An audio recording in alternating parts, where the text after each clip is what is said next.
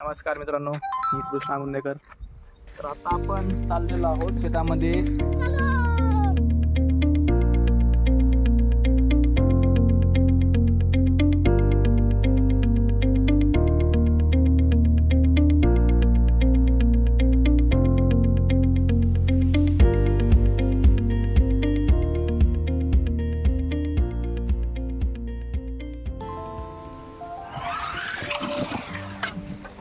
नमस्कार मित्रांनो, आता आपण आलेलो आहोत शेतामध्ये. तर मी कृष्णा गुंदेकर. तर आता आम्हाला जायचं आहे शेतामध्ये. इथून पुढे आमची गाडी जात नाही, इथं आमची गाडी अडकलेली आहे. तर आता आम्ही ते गाडी लावून आम्हाला तिथे पुढे त्या झाडापाशी जायचं आहे. तिथे आमचं शेत आहे. तर आता आम्ही त्या गाडी लावतोय आणि त्या गाडी लावून आम्ही आमच्या शेतामध्ये जात आहोत. आपण चाललेलो आहोत चालत. आपलं शेत थोडं पुढे आहे, पाहू शकता. त्या झाडापाशी आपलं शेत आहे. हा आमचा चालत जायचा रस्ता आहे. आता आपण चालत या रस्त्याने आपण जात आहोत. पाहू शकता हे आपलं शेत. आज आम्ही त्या शेतामध्ये पीक पाहणी करण्यासाठी आलेलो आहोत. आता आमची पीक पाहणी झालेली आहे.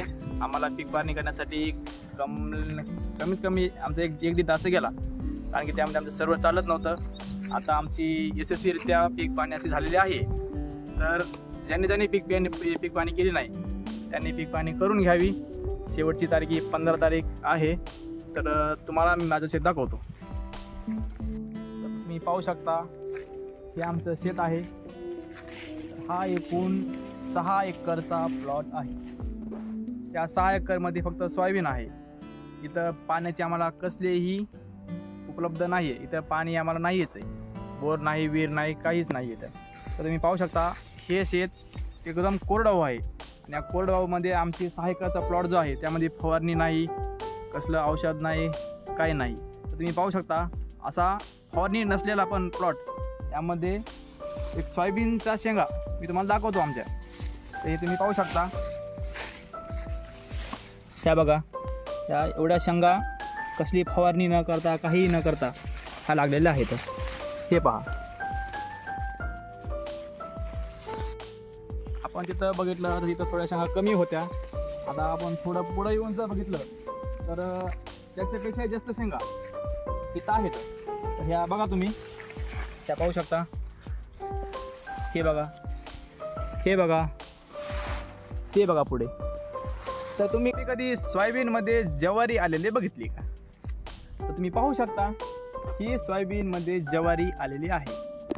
आम्ही यावर्षी काही ज्वारी त्यामध्ये पेरलेली नव्हती. गेल्या वर्षी अर्ध्या एकरमध्ये आम्ही ज्वारी पेरली होती.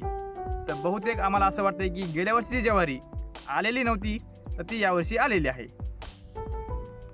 ही आता तुम्ही सोयाबीन पाहून तर झालेली आहे. आता पाहू आपण कापूस. तर हे पहा, कापसाला यावर्षी किती बोंडे लागलेले आहेत. हे बघा, अजून 1-1.5 महिन्यांनी या कापसाला बहुतेक वेचणीसाठी कापूस येईल. आता ही आपली सोयाबीन, हा आपल्या शेजाऱ्यांचा कापूस आणि मध्ये हा रस्ता. आता आम्हाला यायला फक्त एवढाच रस्ता आहे. तर पाहू शकता ही आमच्या रस्त्याची कशी हालत आहे. तर मित्रांनो, आता आमचं इथलं शेतामधलं काम झालेलं आहे. आता आमची पीक पाहणी झालेली आहे. तर आता आम्ही इथून जाणार आहोत घरी आणि घरून जाणार आहोत आम्ही बीडला. तर भेटू आपण पुढच्या व्लॉगमध्ये. तोपर्यंत राम राम.